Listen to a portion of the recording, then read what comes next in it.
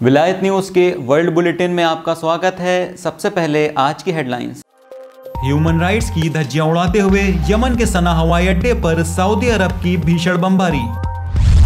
Yemen में ईरानी राजदूत के निधन पर इस्लामी क्रांति के सर्वोच्च नेता हजरत आयतुल्लाह सैयद अली खामनेई का शोक संदेश।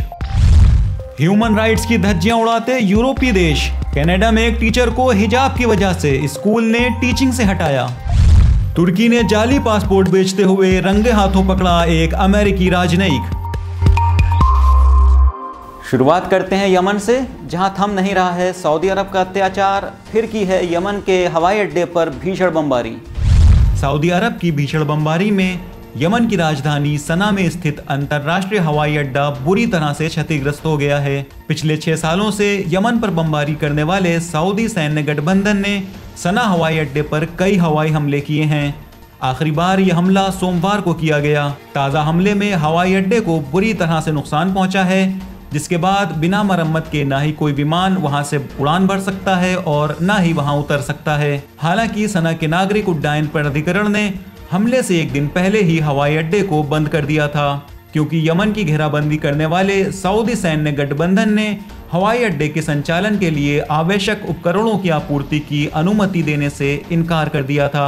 नागरिक उड्डयन प्राधिकरण के एक अधिकारी का कहना है कि हमने हमलावर सैन्य गठबंधन से कहा था कि हमें उपकरणों की जरूरत है, लेकिन उपकरणों की जगह पर उसने हमारे सिरों पर बम गिरा दिए। सूत्रों का कहना है कि हवाई हमले से हवाई अड्डे के कर्मचारियों को ये संदेश पहुंचा है कि वे वहां सुरक्षित नहीं हैं और जब तक उसे निशाना बनाया जाता रहेगा उसका संचालन संभव नहीं हो सकेगा। हालांकि सना हवाई अड्डा 2016 से बंद है, लेकिन भुखमरी के शिकार इस युद्धग्रस्त देश की जनता तक अंतर्राष्ट्रीय सहायता पहुँचाने के लिए ये लाइफलाइन की भूमिका निभाता रहा है। अब आने वाले दिनों में यमन के ऐसे हालात के बाद अंतर्राष्ट्रीय सहायता कैसे पहुंचेगी, ये एक बड़ा सवाल है। सुप्रीम लीडर हजरत आयतुल्लाह सैयद अली खामनेई ने यमन में रहे ईरानी राजदूत के निधन पर उनको शहीद का दर्जा दिया और उनके कामों को सराहा है।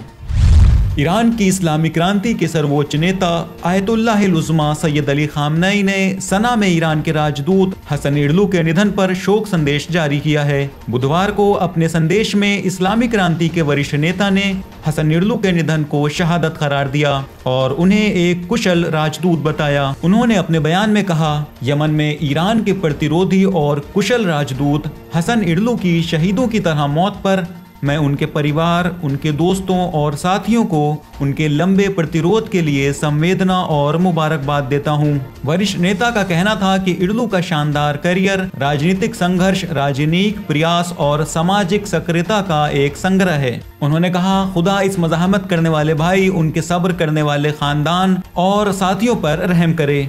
हसन इरलू ईरान इराक युद्ध के दौरान सद्दाम के रासायनिक हमले में घायल हो गए थे। हाल ही में सना में वो कोरोना से संक्रमित हो गए थे, जिन्हें उपचार के लिए तेहरान लाया गया था, लेकिन हमलावर सऊदी सैन्य गठबंधन के सहयोग की वजह से उनके उपचार में देर हो गई और मंगलवार को एक अस्पताल में उनका निधन हो गया। अगली खबर है तुर्की से, जहां एक अमेरिकन डिप्लोमेट को जाली पासपोर्ट बेचते हुए रंगे हाथों पकड़ा गया।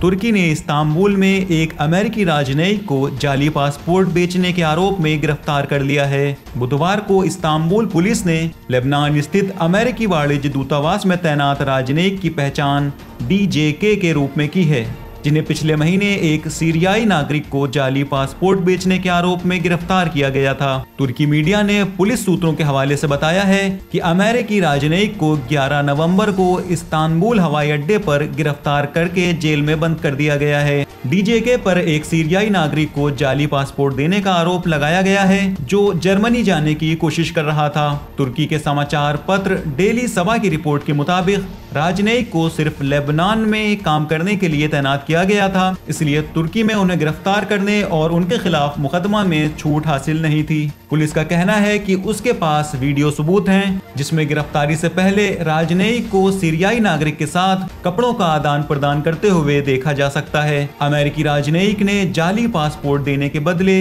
सीरियाई नागरिक से $10,000 लिए थे। ह्यूमन राइट्स और आज़ादी का नारा देने वाले पश्चिमी देश, इनकी असलियत उस वक्त सामने आती है जब ऐसी घटनाएं सामने आती हैं। अभी हाल ही में एक लेडी टीचर को उनकी जॉब से इसलिए हटा दिया गया क्योंकि वो हिजाब पहनती थी। कनाडा में एक स्कूल ने फातिमा अनवरी नाम की शिक्षिका को हिजाब पहनने की वजह से टीचिंग से निकाल दिया। स्कूल के इस कदम पर लोगों में आक्रोश है और ये बहस छिड़ गई है कि कनाडा का संविधान अल्पसंख्यकों के अधिकारों की रक्षा के संदर्भ में कितना गंभीर है। वॉशिंगटन पोस्ट की रिपोर्ट के अनुसार कनाडा के क्यूबेक प्रांत के चेल्सिया शहर के स्कूल ने मुस्लिम टीचर फातिमा अनवरी को हिजाब की वजह से निकाल दिया और उन्हें टीचिंग से हटाकर दूसरे काम करने की जिम्मेदारी सौंप दी।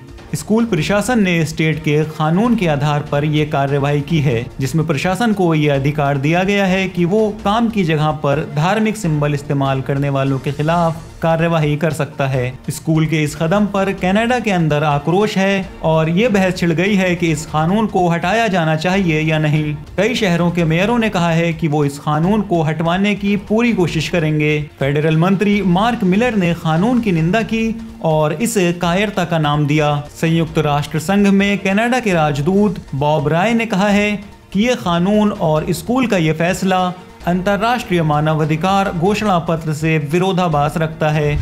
आज के बुलेटिन में बस इतना ही। कल फिर मुलाकात होगी, तब तक के लिए इजाज़त दीजिए। खुदा हाफिज़। सब्सक्राइब करिए विलायत न्यूज़ को और बेल आइकन भी ज़रूर दबाइए ताकि अगली न्यूज़ की नोटिफिकेशन सबसे पहले आप तक पहुंच सके।